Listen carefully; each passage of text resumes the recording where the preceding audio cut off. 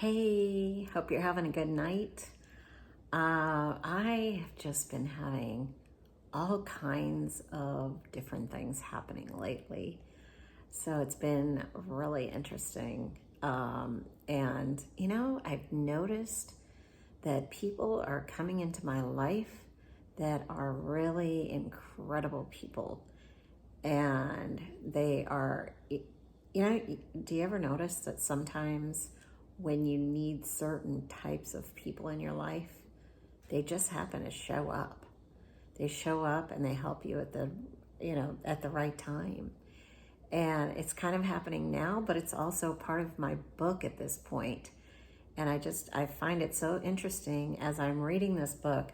There have been many parallels going on as I'm reading the book and parallels in my life. So today I am starting on page 106 at the top of the page. Was that your boyfriend that drove the car? Rabia asks. Yes, that was my boyfriend. We have been dating for about 6 months now, I answer back. Finally, she is talking to me about my life. Why are you dating an American boy? Why not an Indian boy? You should be dating an Indian boy, she spews at me. That is it. I can't take this freak telling me how I should be living my life. How the hell am I supposed to meet an Indian boy? I think Indian boys are ugly. I am fuming inwardly while ignoring her questions. Is our food almost ready? I beg the waitress as she walks by. I am afraid of my own anger. It is almost uncontrollable. My face feels like it is about to explode. I will check. It should be here shortly, she says, clearly annoyed. Do I have to defend who I am, the person I have worked so hard to become, and my country that I am so proud to be a citizen of? What is wrong with who I am? God, what the hell was I thinking, coming to this public place with such a moron? This woman is nothing but an uppity bitch that thinks she can just roll into my life and tell me what to do.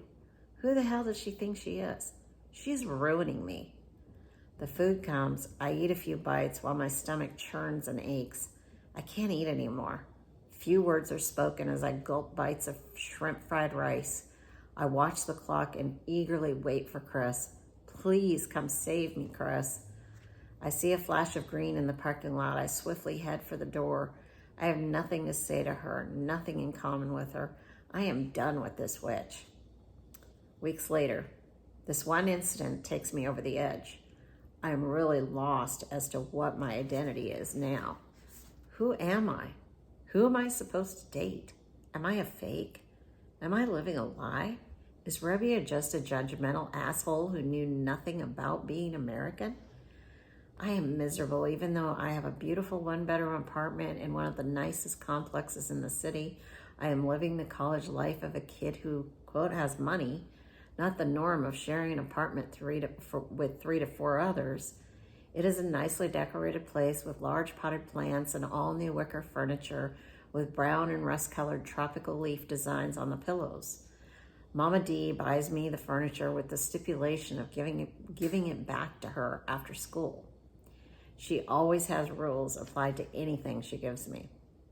I have been living here for several months and am desperately lonely, being all by myself. I really have no friends at this college since I never lived in a dorm here and spend most of my time working at Arctic Circle, giving out burgers and fries, running, playing tennis, doing aerobics classes, going on long bike rides, or spending time with Chris. A beautiful apartment, a great boyfriend, and free time to do whatever I want. It still doesn't fill the emptiness in my heart.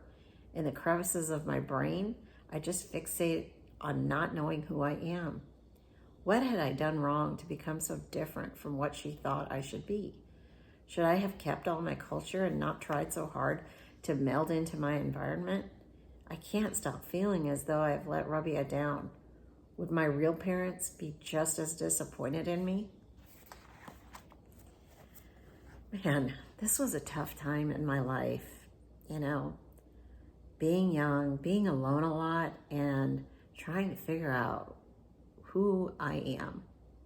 I mean, I think most people go through that anyway, in their late teens, 18, 19, 20 years old, we're all trying to find our identity. And to have to try to also figure it out through these lenses of people who don't know me. You know, this lady really didn't know me except when I was a child, but yet she wanted me to be a certain way. And it was just so hard to try to figure out, okay, you know, am I letting someone down by not being, you know, the good Indian girl, not wearing a sari, not, you know, wearing the dot on my head, and, you know, all the things that go typically with being Indian. Am I letting someone down? Was I indebted to her because she had me adopted and took me out of that horrible life? So was I supposed to be like what she wanted me to be? And would my parents have been upset with me? You know, my biological parents? That was another thought. It was like, would they be upset with me for not being, you know, really like an Indian woman?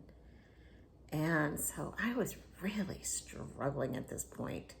It was one of the lower points in my life of just trying to figure out who was I, you know, and then struggling to try to just find friends at the time. I just didn't have a lot of friends because I think because I was dealing with so much internally, it was hard to even bring anybody into my life. It was just too much. So anyway, that's all I have to say tonight about the reading. But you know, what I find now is that, you know, friends are some of the most important people in my life because they just serve so many purposes in your life that really family can't. It's just a different type of relationship, and they help you even more to, you know, commit to your own identity, whatever that is. I think it's always changing, always growing, depending on what you're doing with your life.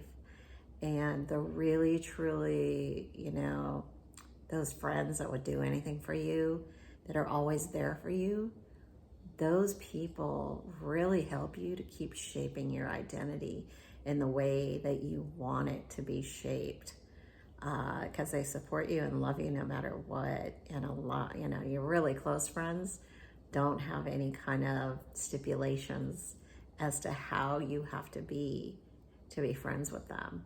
So, and lately I've just been really lucky to have a lot of great friends at this point in my life, that, you know, allow me to be me, whatever that is, you know. So that's all I have to say. I hope you're doing really great, and I hope you have a friend that truly believes in you and allows you to be you, whatever that is, whatever it is in the moment. And as you change and grow, hopefully you have people that support you through those changes and all that growth. All right, thanks. And I appreciate all of you guys that are still watching me and committed to listening and committed to supporting me. Yeah, like I say every night, you have no idea how much it means to me. I really, really do appreciate it. Thank you.